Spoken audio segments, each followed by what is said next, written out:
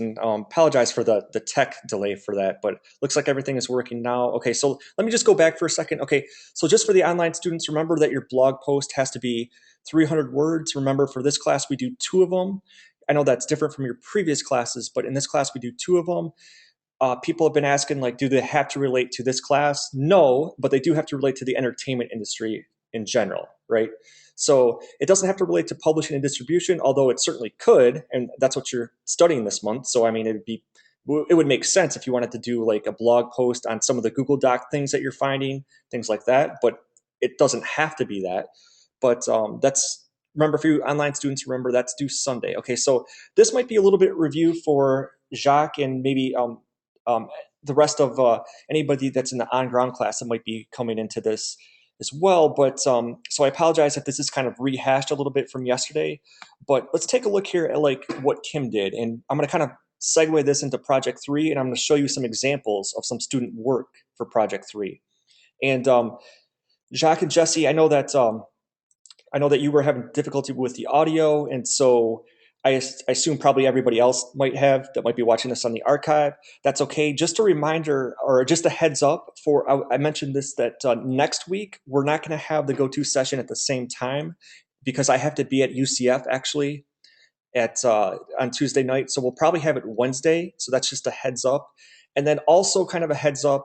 Next week's session will probably be a little bit short because we're not really going to be covering any new material because remember for Project 3 you guys have until this week and then also next week. So next week there's not really going to be any new material or new assignments with the exception of the online students. We'll go over your discussion for next week, but next week's session will probably be a little bit shorter and we'll talk about Project 3, but obviously I'm going to talk a little bit about that tonight and I'm going to show you some examples of some student projects that we did. Okay, so let's look a little bit at what Kim did. So for what you guys have to do for Project 3 is take that exact same content that you did for Project 2, right? Whatever it is, a film treatment, a book proposal, TV treatment, a game project, a music project, whatever it might be, right? You're going to take that same exact content for Project 2, only we're going to kind of eschew the agent side. We're going to not send it to the agents, or we're going to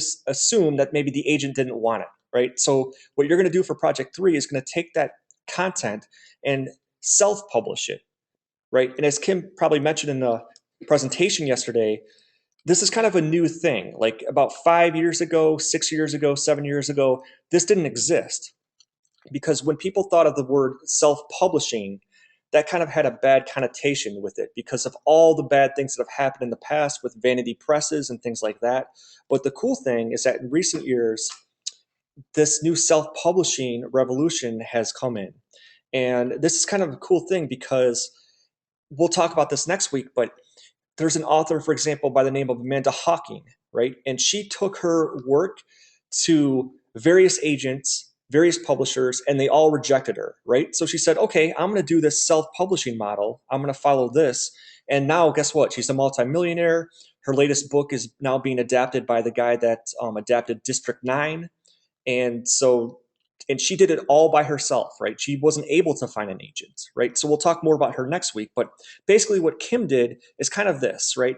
She had books previously published, but she was interested in self-publishing her latest book, right? Because she said, well, maybe I can make more money doing it this way. You can keep your copyrights. You don't have to sell your rights to the publisher. And so she said, okay, I'll try this, right? So what she did is her book, I don't know if she told you guys this yesterday, but her book is about a famous serial killer. Some people say the most notorious serial killer in world history. She was allegedly, so she allegedly killed something like 600 of her servant girls, right? And if you've seen the movie The Countess, that's all about her. If you've seen the movie Stay Alive, where they go into a video game, they go inside the video game and they battle her, Countess Bathory. The evil stepmother in Snow White is based on her. There's a lot of movies that came out in the 70s that were based on her. She's in Castlevania, for those of you that are old school Nintendo fans. And that's her, and that's what Kim's book is about. And Kim, being the lawyer that she is, she was interested in the legal aspects of it. So what she did is she went over to Europe and she was able to translate the court records, right? The court documents. And for